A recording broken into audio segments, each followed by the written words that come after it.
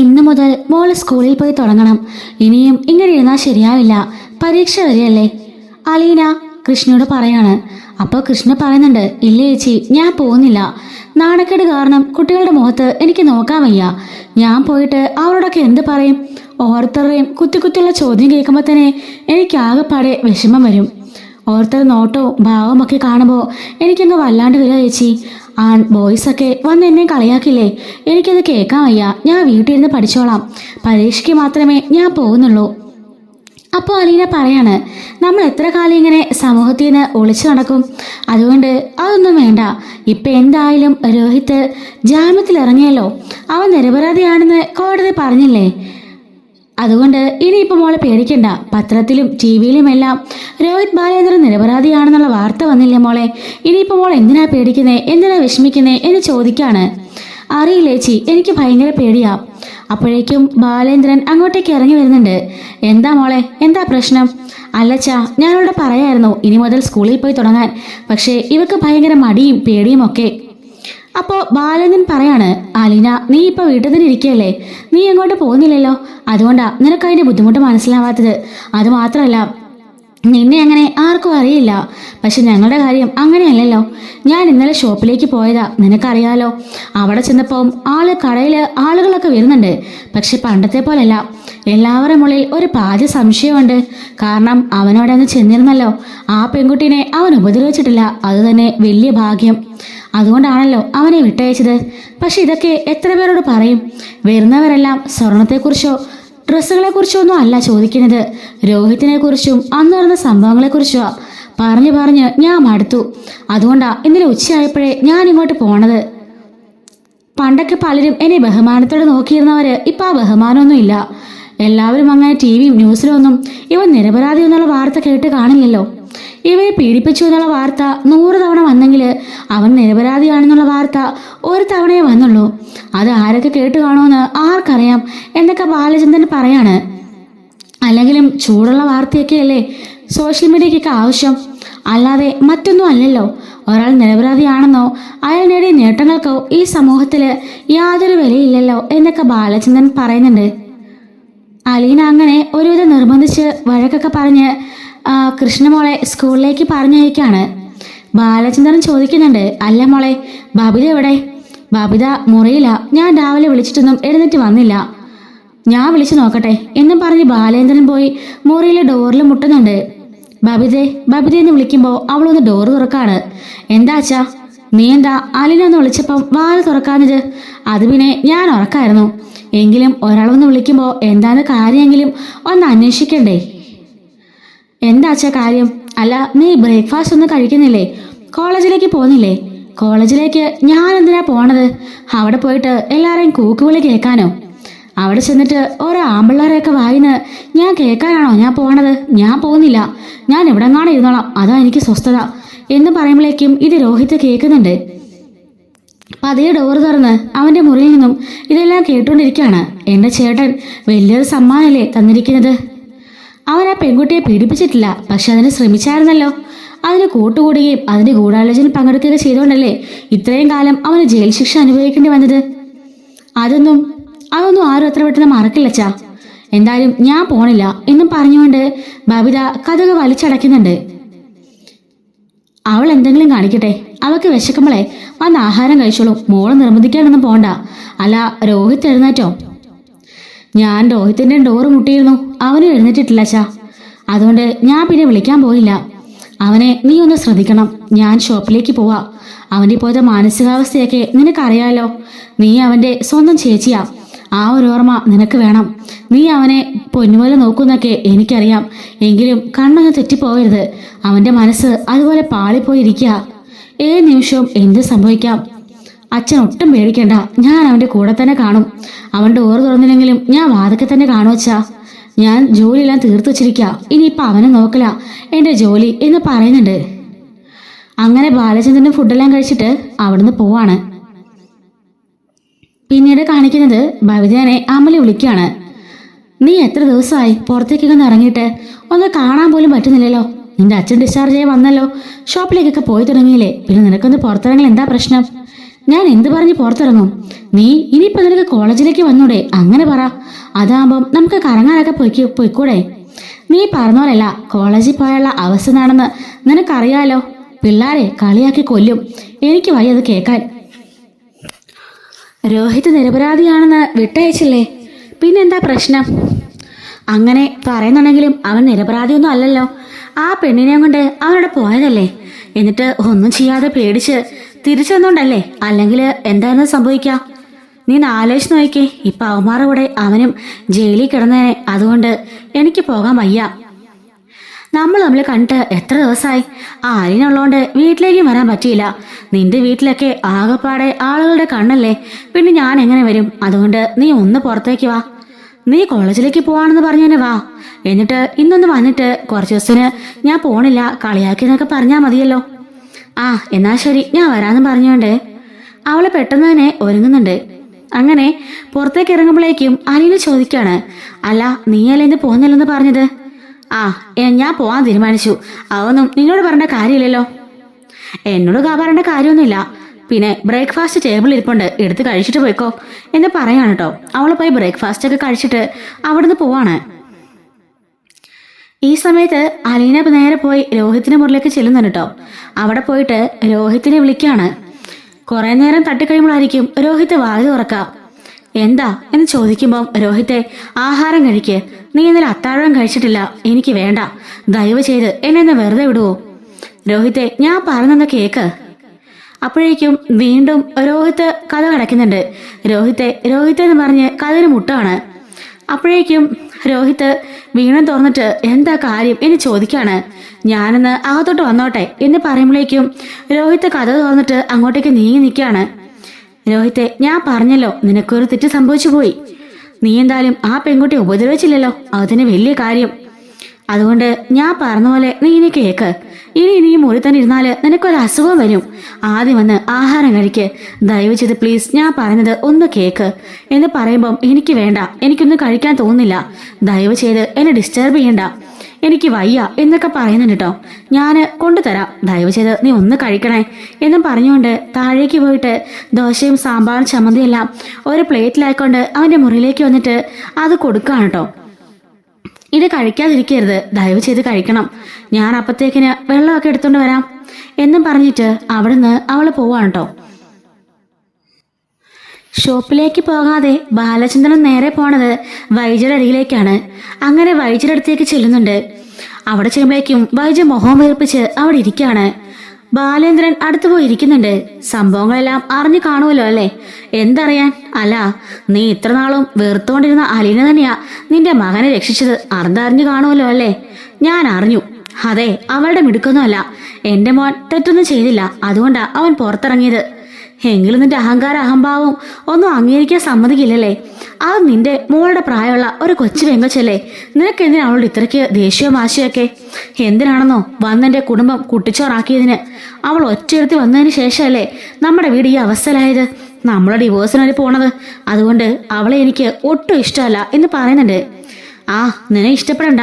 അവളില്ലായിരുന്നെങ്കിലേ ഇപ്പോ നിന്റെ മകനെ സബ് ജില്ലയിലേക്ക് അയച്ചേനെ. എന്തുമാത്രം ഇടിയാ അവൻ കൊണ്ടേന്ന് നിനക്കറിയോ? ഇപ്പൊ ഹരിയും ആ പയ്യന്മാരും കിടന്ന് അനുഭവിക്കാം. അതൊന്നും ഉണ്ടാവാതെ അവളല്ലേ രക്ഷപ്പെടുത്തിയത്. അവൾ എങ്ങനെ രക്ഷപ്പെടുത്തിയെന്നാ നിങ്ങളല്ലേ ഈ പറയുന്നത്? കുറെയായി ഞാൻ കേൾക്കുന്നു. എന്റെ മകൻ തെറ്റിയാത്തോണ്ട് ആ പെൺകുട്ടി അത് വിളിച്ചു പറഞ്ഞു. അതുകൊണ്ട് എന്റെ മകൻ രക്ഷപ്പെട്ടു. അത്രേ ഉള്ളൂ. അത്രേ ഉള്ളല്ലേ? എന്തൊരു മനസ്സാടി നിന്റെ. രാക്ഷസ് തന്നെയാ നീ. ഒരിക്കലും നീ നന്നാവാൻ പോണില്ല. എത്രയൊക്കെ പറഞ്ഞാലും നീ ഒരിക്കലും നന്നാവില്ല എന്ന് പറയുമ്പോ അവള് പറയാണ്, നിങ്ങളെ കൂടുതലൊന്നും പറയണ്ട. അത് നിങ്ങളുടെ മകളൊന്നും അല്ലെന്ന് എനിക്കറിയാവുന്ന പോലെ വേറെ ആർക്കും അറിയില്ല. ഒരു കിളുന്ത് പെണ്ണെ കണ്ടപ്പോ നിങ്ങളുടെ മനസ്സിലെ ആഗ്രഹമൊക്കെ ഇങ്ങനെ തലപൊക്കി. അത്ര ഉള്ള കാര്യം. നിങ്ങൾക്കിപ്പോ അവളെ വേണം. അപ്പൊ ബാലൻ പറയുന്നുണ്ട്, ദേ കയ്യും കാലും ഒടിഞ്ഞ് കിടക്കാണെന്നേ നോക്കില്ല, അടിച്ചിന്റെ അണപ്പലിയാ വായിടും. അവളെ എന്റെ സ്വന്തം മകളാ. ഒരു മോളെ കുറിച്ചാണോ ഇങ്ങനെ അനാവശ്യം പറഞ്ഞത്? എന്റെ ബാലചന്ദ്ര, എനിക്ക് ഒരു കാര്യം അറിയാം. താൻ വിവാഹത്തിന് മുമ്പ് ഒരു പെൺകുട്ടിയെ പ്രേമിച്ചിട്ടില്ല എന്നും വിവാഹം കഴിച്ചിട്ടില്ല എന്നും അതുപോലെ തന്നെ നിനക്കൊരു അവിഹിത സന്തതി ഇല്ലെന്നും ഒക്കെ എനിക്കറിയാം. ഇതെല്ലാം നിന്റെ നാടകമാ. തനിക്ക് ആ പെണ്ണിനെ വേണം, അതിന്റെ നാടകം. നിന്നോടൊക്കെ എത്ര പറഞ്ഞാലും മതിയാവില്ല. സ്വന്തം മോന് ഇതുപോലൊരു ആപത്തിൽ നിന്ന് രക്ഷപ്പെടുത്തിയ പെൺകുട്ടിയത്. എന്തൊക്കെയാണെങ്കിലും അവൾ അവന്റെ സ്വന്തം ചേച്ചി തന്നെയാ. അത് നീ ഇനി അംഗീകരിച്ചില്ലെങ്കിൽ സാരമില്ല. അത് തന്നെയാ സത്യം. അവൾ എന്തുമാത്രം അതിനുവേണ്ടി ത്യാഗം സഹിച്ചു എന്ന് എനിക്കറിയാം. അവൾ ഒരു പെൺകുട്ടിയല്ലേ, നിനക്കത് മനസ്സിലാക്കിക്കൂടെ എന്നൊക്കെ ചോദിക്കാണ്. നിനക്കുണ്ടല്ലോ 2 പെൺകുട്ടികൾ എന്നൊക്കെ പറയുമ്പോളേ അവൾ പറയുന്നുണ്ട് കേട്ടോ, അതെ എന്റെ മക്കളെ ഞാൻ അന്തസ്സായിട്ടാണ് വളർത്തിയേക്കുന്നത്, അല്ലാതെ അവളെ പോലെ ഏതോ ഒരു തള്ള വഴിയിൽ പിഴച്ചിട്ട് പോവല്ലായിരുന്നു എന്ന് പറയുമ്പം അത് ശരിയാ, അവളുടെ തള്ള പിഴച്ചവളെ തന്നെയാ എന്നും പറഞ്ഞുകൊണ്ട് അവിടുന്ന് ദേഷ്യപ്പെട്ട് ബാലേന്ദ്രൻ ഇറങ്ങിപ്പോണുണ്ട്. ഈ സമയം സുലോചന അങ്ങോട്ടേക്ക് വരികയാണ്. സുലോചന നേരെ വന്നിട്ട് അവളുടെ മുറിയിലേക്ക് കയറുന്നുണ്ട്. അപ്പോ സുലോചന ചോദിക്കാണ്, എന്തു പറ്റി ചേച്ചി? ബാലേന്ദ്രൻ അവിടെ ദേഷ്യപ്പെട്ട് പോണതുണ്ടല്ലോ ബാലേട്ടൻ. അങ്ങേര് അലീനയെ കുറിച്ച് പൊക്കി പറയാൻ വന്നതാ. അലീന കാരണമാണ് എന്റെ മകൻ രക്ഷപ്പെട്ടേന്ന്, അല്ലാതെ എന്റെ മകൻ തെറ്റിയാഞ്ഞിട്ടല്ല. എന്റെ ചേച്ചി ഏത് ലോകത്താ? ആ പെൺകുട്ടി രോഹിത്തിനെതിരെ മൊഴി കൊടുത്തിരുന്നതാ. പക്ഷേ അലീനയ അവളുടെ വീട്ടിൽ പോവുകയും ഹോസ്പിറ്റലിൽ പോയി കാണുകയൊക്കെ ചെയ്ത് അവളുടെ കാല് പിടിച്ച് ആ ഒരു മൊഴി മാറ്റി പറയിച്ചത്. ചേച്ചിക്കറിയോ, ആദ്യ ദിവസം അവിടെ ചെന്നപ്പോ നാട്ടുകാരെല്ലാം കൂടി അവിടെ വളഞ്ഞു. അവളുടെ വീട്ടുകാരും നാട്ടുകാരും കൂടിയിട്ട് അലീനെ വളഞ്ഞ് അവളെ അടിക്കുകയും തൊഴിക്കുകയും ഒക്കെ ചെയ്തു. ഒരു പട്ടിയെ തല്ലുന്ന പോലെ നട റോഡിലിട്ട് അവളെ തല്ലി. അതിനുശേഷം അവളുടെ ദേഹത്ത് പെട്രോൾ ഒഴിച്ചു.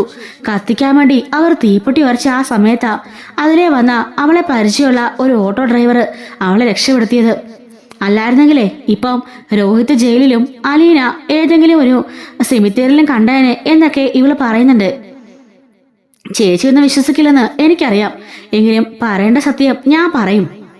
അലീന ഇല്ലെന്നെങ്കിലേ രോഹിത് ഇപ്പൊ ജയിലിൽ കിടന്നേനെ, അത്രേ എനിക്ക് പറയാനുള്ളൂ. വൈജ അപ്പോഴും ഒന്നും മിണ്ടാതെ ദേഷ്യത്തുള്ള മുഖം കൊണ്ട് അവിടെ ഇരിക്കുകയാണ്.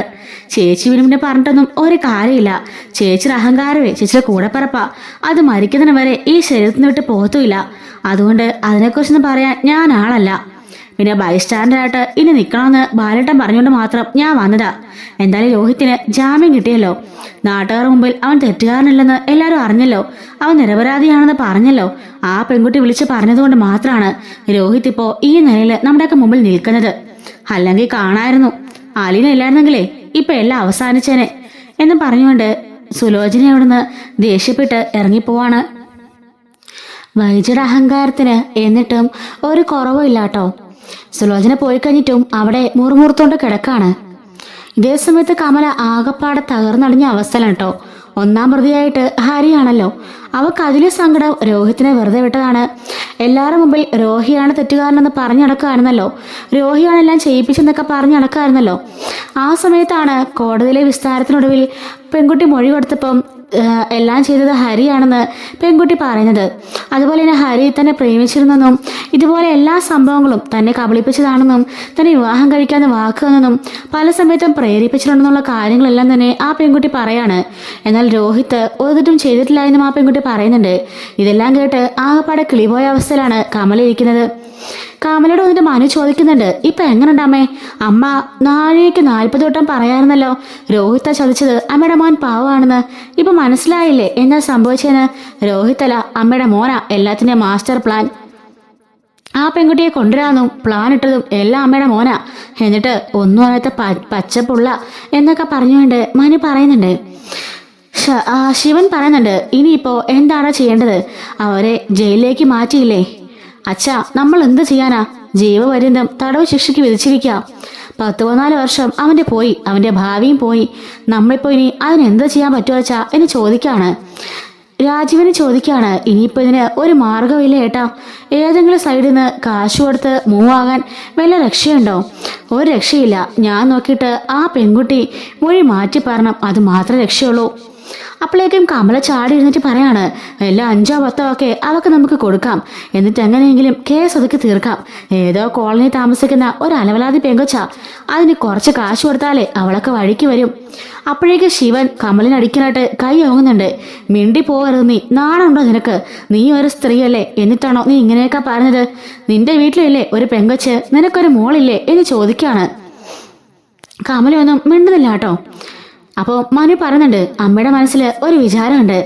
കാശില്ലാത്തവരെല്ലാം കാശ് കിട്ടിയാൽ എന്തോരം അങ്ങ് സമ്മതിക്കുമെന്ന്. അതൊക്കെ അമ്മയുടെ വെറും തോന്നല് മാത്രമാ. അങ്ങനെയാണെങ്കിൽ ആ പെൺകുട്ടി അന്നേ സമ്മതിച്ചാനെ. പല വഴിക്കും പലരും ശ്രമിച്ചതാണല്ലോ. കോടികൾ കൊടുക്കാന്ന്. എന്നിട്ട് അവൾ സമ്മതിച്ചോ? ഇല്ല. അവരുടെയൊക്കെ അഭിമാനത്തിന് അവർക്ക് അതിലും വിലയുണ്ട്. അമ്മയ്ക്ക് അതൊന്നും ഇല്ലാത്തത് എന്ന് നല്ല ശരിക്കും മനു പറയാനട്ടോ. അമ്മ വിചാരിക്കുന്ന പോലെ അതൊന്നും അത്ര ഈസി അല്ല അച്ഛാ. പല വഴിക്കൊന്നും പലരും ശ്രമിച്ചാണെന്ന് ഞാൻ പറഞ്ഞില്ലേ. വൈജാന്റിയും ഇരിക്കുന്ന അമ്മയും അങ്ങനെ പലരും ശ്രമിച്ചതാ. കാശ് കൊടുത്തു ഒത്തുതീർപ്പാക്കാൻ വക്കീലര് ശ്രമിച്ചു നോക്കി. പക്ഷെ ആ പെൺകുട്ടി സമ്മതിച്ചില്ല. അങ്ങനെ മൊഴി മാറ്റി പറഞ്ഞ അവസ്ഥ ഉണ്ടായാല് അവൾ ആത്മഹത്യ ചെയ്യുന്ന പറഞ്ഞിരിക്കുന്നത്. ആ പെൺകുട്ടി അത്രമാത്രം തകർന്നടിഞ്ഞിരിക്കുക അച്ഛാ. എന്റെ അനിയത്തിയാണെങ്കിൽ എനിക്ക് സഹിക്കാനാവോ അച്ഛാ എന്ന് ചോദിക്കുമ്പം രാജീവനും ശിവനും ഒന്നും പറയാനില്ല കേട്ടോ. രാജീവൻ പറയാണ്, എങ്കിലും മനു അവനൊരു തെറ്റുപറ്റിപ്പോയി. നമ്മൾ എങ്ങനെയെങ്കിലും അവന് രക്ഷപ്പെടുത്തണ്ടേ. അച്ഛനും കൊച്ചനും എന്താ അച്ഛാ ആയിക്കോ, എനിക്കറിയില്ല. രോഹി തെറ്റ് ചെയ്തിട്ടില്ല, അതുകൊണ്ട് അവൻ രക്ഷപ്പെട്ടു. അപ്പൊ കമല പറയാണ്, അല്ല രോഹി തന്നെ തെറ്റുകാരൻ. ആ അലീന പോയിട്ട് അവൾ എന്തൊക്കെയാ പറഞ്ഞ് ബ്രെയിൻ വാഷ് ചെയ്തതാ. അവൾക്ക് നല്ല പിടിപാടല്ലേ, കുറെ കാശും കൊടുത്തു കാണും. അവൾക്കുള്ള കാശും കൊടുത്ത് രോഹിത്തിനെ മൊഴി മാറ്റി പറയാൻ വേണ്ടി അവൾ പറയിപ്പിച്ചതായിരിക്കും. അപ്പം ശിവൻ പറയാണ്, ദയവ് ചെയ്ത് കമല നീ ഒന്ന് കേറിപ്പോ, അല്ലെങ്കിൽ നീ ഇന്ന് എന്റെ ഇന്ന് മേടിക്കും. അങ്ങനെ അവള് പോയി പറഞ്ഞ ഉടനെ ആ പെൺകുട്ടി മനസ്സ് മാറ്റാനാണെങ്കിൽ എല്ലാരും കൂടി എത്ര കോടി കൊടുക്കാന്ന് പറഞ്ഞതാ. അവൾ മനസ്സ് മാറ്റേണ്ടതല്ലേ. വെറുതെ അനാവശ്യം വരാതെ കയറി പോവാൻ നോക്ക്. മനു പറയാണ്, ഇപ്പോഴും അമ്മയ്ക്ക് മതിയായിട്ടില്ല അച്ഛാ. രോഹിത് തെറ്റ് ചെയ്തിട്ടില്ലെന്ന് ആ പെൺകുട്ടി പറഞ്ഞു. അത് മാത്രമല്ല, അവളുടെ ടെസ്റ്റ് ചെയ്ത് ഹോസ്പിറ്റലിൽ അവളെ ചെക്കപ്പ് ചെയ്ത സമയത്തും അവരുടെ തെളിവുകൾ ശേഖരിച്ച സമയത്തും അതിൽ രോഹിത്തിന് തെളിവൊന്നും ഉണ്ടായിരുന്നില്ല. രോഹിത് ആ പെൺകുട്ടിയെ തൊട്ടിട്ട് പോലുമില്ല. അതെല്ലാം ക്ലിയർ ആയിട്ട് തന്നെ ആ ഒരു FIR-ലും പറഞ്ഞിട്ടുണ്ടച്ചാ എന്ന് പറയാൻ കേട്ടോ. മെഡിക്കൽ ചെക്കപ്പ് എന്തായാലും കള്ളം പറയില്ലല്ലോ അമ്മേ. രോഹിത്ത് ഒരു തെറ്റും ചെയ്തിട്ടില്ലെന്ന് അതിൽ തെളിഞ്ഞതാ എന്ന് പറയാണ്. കമല അങ്ങനെ ദേഷ്യം പിടിച്ച് കലിമുണ്ട് അവിടെ നിൽക്കാണ്. മനു അകത്തേക്ക് കയറി പോകുന്നുണ്ട്. ശിവനും രാജീവനും എന്ത് ചെയ്യണമെന്നറിയാതെ അവിടെ ഇരിക്കുകയാണ്. ഇതേ സമയത്ത് രോഹിത്ത് ആഹാരം കഴിച്ചെന്നറിയാൻ വേണ്ടിയിട്ട് മുറിയിലേക്ക് കയറി ചെല്ലുന്നുണ്ടോ അലീന. ഈ ഒരു തൊട്ട് മുമ്പായിട്ട് രോഹിക്കാണെങ്കിലോ മെസ്സേജുകൾ വന്നുകൊണ്ടേയിരിക്കുകയാണ് ഫോണില്. നീ നിരപരാധിയല്ല, നീ അവളെ കൂട്ടുകൊടുക്കാൻ പോയതല്ലേടാ എന്നൊക്കെ പറഞ്ഞുകൊണ്ട് പലരും പല സൈഡിൽ നിന്ന് അവന് മെസ്സേജ് അയച്ചുകൊണ്ടിരിക്കുകയാണ്. അതെല്ലാം കണ്ട് അവന്റെ തലയാകപ്പാടെ പെരുക്കാണ് കേട്ടോ. അവൻ ന്യൂസ് ചാനലൊക്കെ വെച്ച് നോക്കുമ്പം ഇവരെ പീഡിപ്പിക്കപ്പെട്ടെന്ന് മാത്രമേ ഉള്ളൂ. ഇവൻ നിരപരാധിയാണെന്ന് ആ ഒരു ദിവസം മാത്രം ന്യൂസ് ഇട്ടതേ ഉള്ളൂ കേട്ടോ. പിന്നെ ഇതുവരെ ന്യൂസും വന്നിട്ടില്ല. അവനങ്ങനെ ആകപ്പാടെ തല പൊട്ടുന്ന അവസ്ഥയിൽ നിൽക്കാണ്. എന്നിട്ട് അവൻ ഓർക്കുന്നുണ്ട്, താഴെ വെച്ച് അച്ഛൻ പറഞ്ഞല്ലോ അലീനയോട് നിന്റെ സ്വന്തം അനിയനെ അത് നോക്കിക്കൊള്ളണമെന്ന്.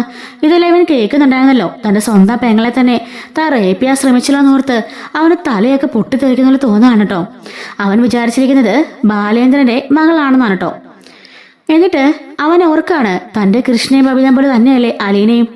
അങ്ങനാണെങ്കിൽ അവരെ താൻ ഉപദ്രവിച്ച പോലെ ആയില്ലേ എന്ന് മനസ്സിൽ ഓർക്കാണ്. അന്ന് അലീനയെ അവനും ശിവയും അവനും ഹരിയും കൂടെ കൂടിയിട്ട് റേപ്പ് ചെയ്യാൻ ശ്രമിച്ച ആ രംഗം അവൻ റീക്രിയേറ്റ് ചെയ്ത് മനസ്സിൽ ഓർക്കുമ്പം അവിടെ അവൻ കൃഷ്ണമോളെയാണ് കേട്ടോ ഓർക്കുന്നത്. അവന് തലയൊക്കെ പൊട്ടിത്തെറിക്കുന്നത് പോലെയും ഭയങ്കര ബുദ്ധിമുട്ടാവുന്ന പോലെയൊക്കെ ഫീൽ ചെയ്യാണ്. അവനോടൊന്ന് വല്ലാത്തൊരവസ്ഥയിൽ എഴുന്നേറ്റ് അതിലേക്ക് നടക്കാം കേട്ടോ. ആ ഒരു സമയത്ത് ശരണ്യ അവിടെ കിടന്ന് കരയുകയും ബഹളം ഒക്കെ ചെയ്യുന്നത് പോലെയും അവന് തോന്നുന്നുണ്ട്. എല്ലാ പ്രാവശ്യത്തെയും പോലെ അവൻ വല്ലാണ്ട് പേടിക്കാണ് കേട്ടോ. പേടിച്ച് ഇനി ഈ ജീവിതം എന്തിനാന്ന് പോലും അവൻ ഓർക്കുന്നുണ്ട്. അങ്ങനെ ആ ജീവിതം അവസാനിപ്പിക്കാനായിട്ട് അവൻ തീരുമാനിക്കാണ്. അതിനുവേണ്ടി അവൻ ട്രൈ ചെയ്യുന്ന സമയത്തായിരിക്കും അലീന വന്ന് ഡോറിൽ മുട്ടുന്നത്. രോഹിത്തെ വാതില് തുറക്ക് എന്ന് പറഞ്ഞിട്ടൊന്നും അവൻ വാതില് തുറക്കുന്നില്ല കേട്ടോ. ജനലിലേക്കൂടെ നോക്കുന്ന സമയത്ത് അവൻ ഈ അവിവേകം കാണിക്കുന്നത് അലീന കാണുന്നുണ്ട്. പെട്ടെന്ന് തന്നെ അവിടെ കിടന്നൊരു സ്റ്റൂളെടുത്ത് അവളെ കതക് ഇടിച്ചു പൊളിച്ച് തുറക്കാൻ ശ്രമിക്കുകയാണ്. അങ്ങനെ അവസാനം ഒരു വിധത്തില് അതിന്റെ കുറ്റി ഇളകിയിട്ട് ആ ഡോർ തുറക്കുന്നുണ്ട്. അപ്പോൾ തന്നെ അവൾ ഓടിച്ചെന്ന് അവന്റെ കാലിൽ പിടിച്ച് അവനെ രക്ഷപ്പെടുത്തുകയാണ് കേട്ടോ. അടിയിൽ സ്റ്റൂൾ വെച്ച് അവനെ രക്ഷപ്പെടുത്തുന്നുണ്ട്. എന്നിട്ട് രോഹിത്തിന്റെ കവിളത്ത് ആഞ്ഞിരിക്കുന്നുണ്ട് കേട്ടോ. എന്താ രോഹിത്തെ, നീ എന്തായി കാണിച്ചു കൂട്ടുന്നത്? നിനക്ക് മതിയായില്ലേ എന്ന് ചോദിക്കുമ്പോഴേക്കും എന്നോട് ക്ഷമിക്കു ചേച്ചി എന്ന് പറഞ്ഞ് കരയാണ് കേട്ടോ. ആദ്യമായിട്ടാണ് അവൻ ചേച്ചിന്ന് വിളിക്കുന്നത്. എന്താടാ നിനക്ക് എന്താ പറ്റിയത് എന്ന് ചോദിക്കുമ്പം ഞാനിനി എന്തിനാ ജീവനോടിരിക്കുന്നത്? രാവിലെ ബബിതയും കൃഷ്ണയൊക്കെ പറഞ്ഞത് ഞാൻ കേട്ടു. അത് മാത്രമല്ല, നിങ്ങൾ എൻ്റെ അച്ഛൻ്റെ മോളാന്നല്ലേ പറഞ്ഞത്. അങ്ങനെ വരുമ്പം നിങ്ങൾ എൻ്റെ പെങ്ങളല്ലേ. നിങ്ങളെനിക്ക് കൃഷ്ണമോളെ പോലെ തന്നെയല്ലേ. എന്നിട്ടും ഞാൻ നിങ്ങളെ റേപ്പ് ചെയ്യാൻ ശ്രമിച്ചു. പക്ഷെ നിങ്ങൾ എന്നോട് ശ്രമിച്ചു. ആ ശരണേനെ ഞാനൊന്ന് ശ്രമിച്ചിരുന്നെങ്കിൽ അവളെ രക്ഷപ്പെടുത്തായിരുന്നു. പക്ഷെ ഞാനും അതിന് കൂട്ടുവന്നു.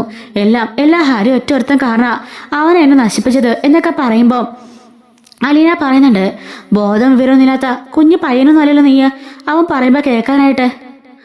ശരിയേതാ തെറ്റാന്ന് മനസ്സിലാക്കാനുള്ള പ്രായം ബോധമൊക്കെ നിനക്കായില്ലേ എന്ന് ചോദിക്കാണ്. ശരിയാ ചേച്ചി പറഞ്ഞത്. പക്ഷേ എനിക്ക് ആ സമയത്ത് അവനൊന്നും തോന്നിയില്ല.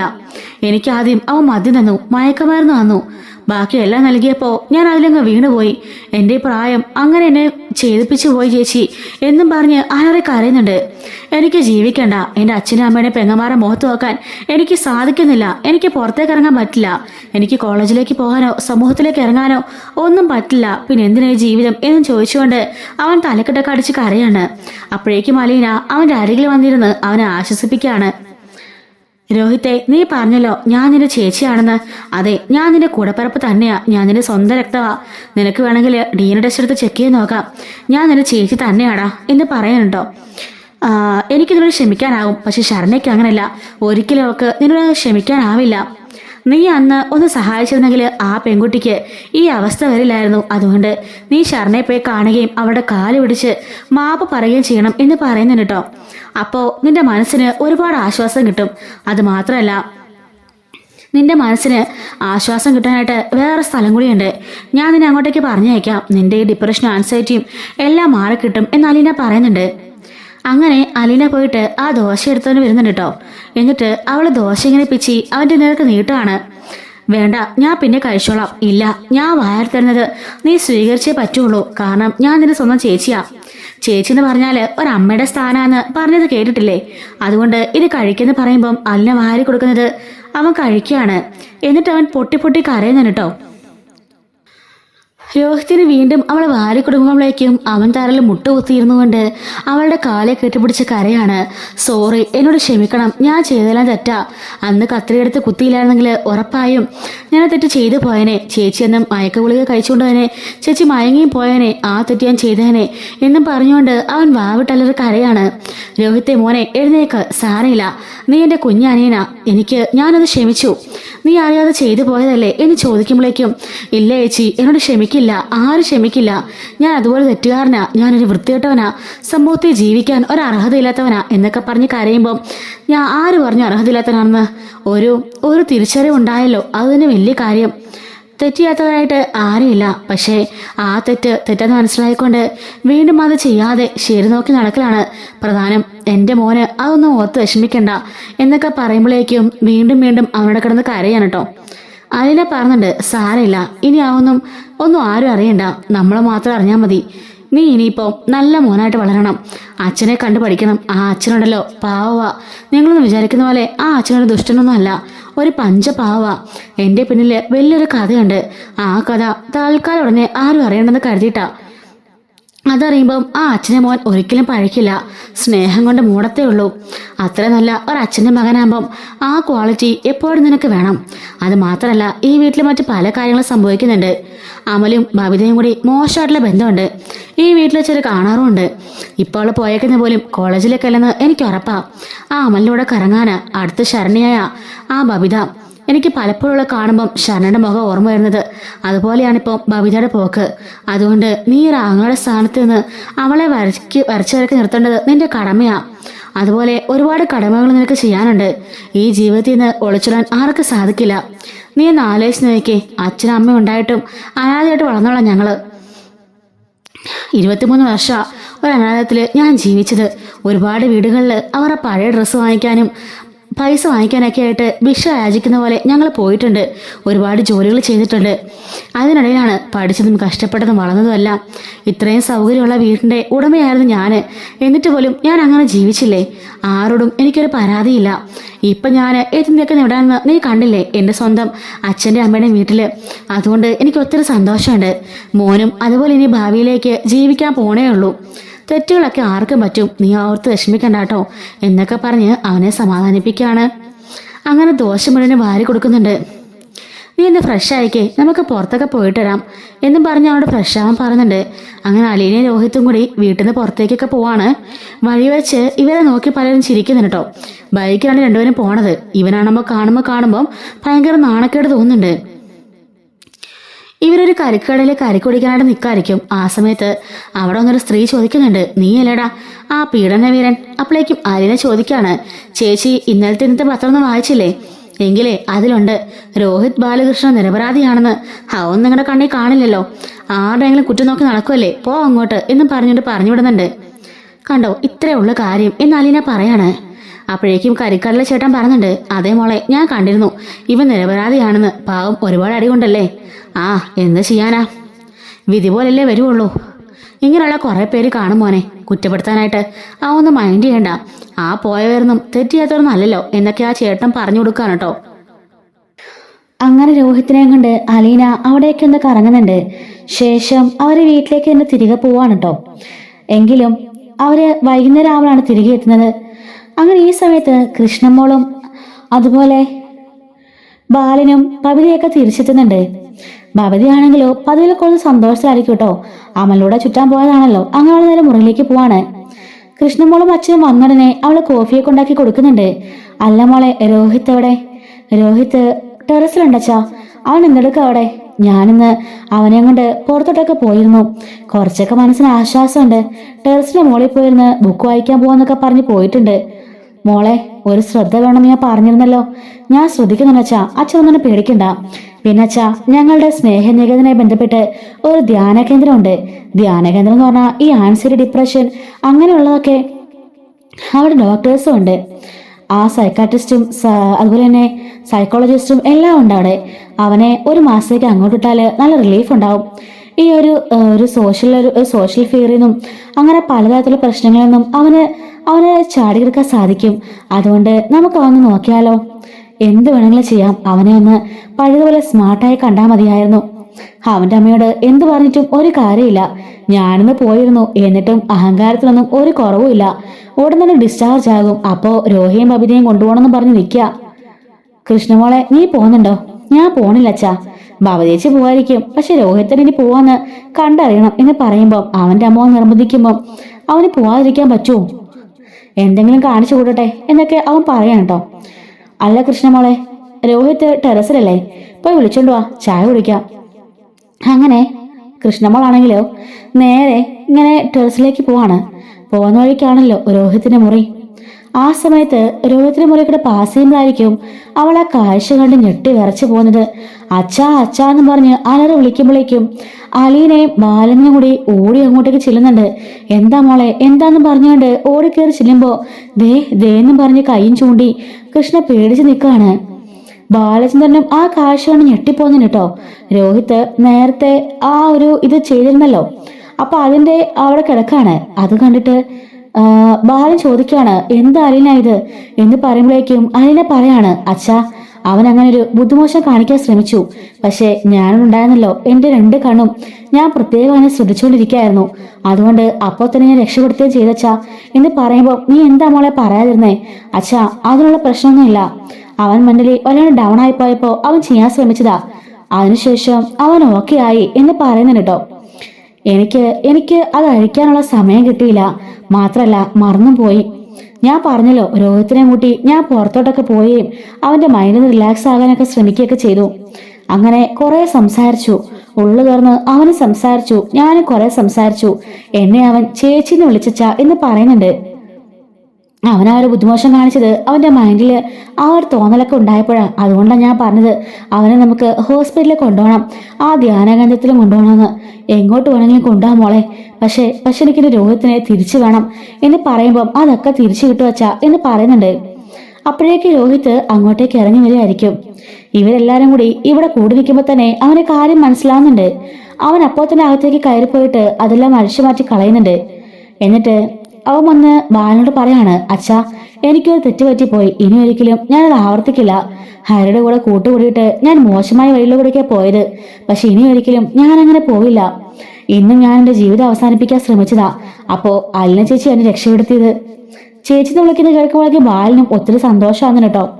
ഞങ്ങളൊന്ന് പുറത്തേക്കൊക്കെ പോയി, എന്റെ മൈൻഡ് ഇപ്പോ നല്ല റിലാക്സ് ആയിട്ടുണ്ട്. അതുപോലെ ചേച്ചി പറഞ്ഞ ആ ധ്യാന കേന്ദ്രത്തിലേക്ക് പോകാൻ ഞാൻ തയ്യാറാ. ഹരി ഞങ്ങളെല്ലാം ചതിക്കായിരുന്നു. ഞങ്ങൾ ഫ്രണ്ട്സിനെല്ലാം അവൻ ഓർന്നൊക്കെ പറഞ്ഞ് ചതിക്കായിരുന്നു അച്ഛാ. പിന്നെ എന്റെ ഭാഗത്തും തെറ്റുണ്ട്. അവൻ പറഞ്ഞത് കേട്ട് തിരിച്ചറിവില്ലാത്ത പ്രായമൊന്നും അല്ലല്ലോ. എല്ലാം ഞാൻ മനസ്സിലാക്കണമായിരുന്നു. എന്റെ വീട്ടിലും അമ്മയും സഹോദരിമാരും ഉണ്ടെന്ന് ഞാൻ ആലോചിക്കണമായിരുന്നു. അതൊന്നും ഞാൻ ചിന്തിച്ചില്ല അച്ഛാ. അതിന് കിട്ടിയ ശിക്ഷയായത്.